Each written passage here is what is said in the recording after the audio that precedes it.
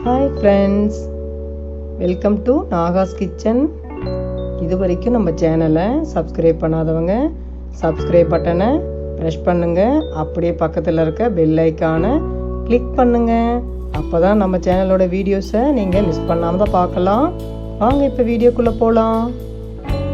Hi friends, டே 23க்கான diet food தான் பார்க்க போகிறோம்.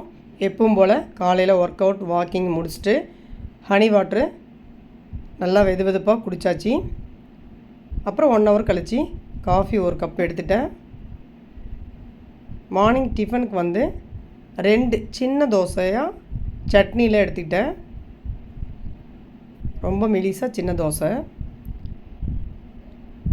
அப்புறம் பசிக்கக்குள்ளே 1 கப்பு கொத்தமல்லி தழை போட்டு உப்பு போட்டு ஜீரக பொடியெலாம் போட்டு அடித்த ஒரு திக் மோர் 1 டம்ளர் எடுத்துக்கிட்டேன்.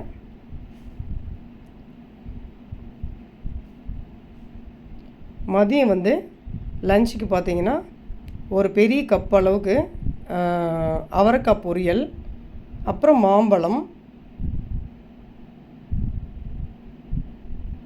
நாவல் பழம் அது ஒரு கப் எடுத்துக்கிட்டேன். பேஸ்ட் பண்ணி கொஞ்சம் எடுத்துக்கிட்டேன். இதுதான் மதியத்துக்கு நான் சாப்பிட்டேன். ஈவினிங் பார்த்திங்கன்னா சாத்துக்குடி பழம் உரித்து எடுத்துகிட்டு ஒரு பவுல் ஒரு பேசன் ஃபுல்லாக எடுத்துக்கிட்டேன் ஈவினிங் ஸ்நாக்ஸ்க்கு.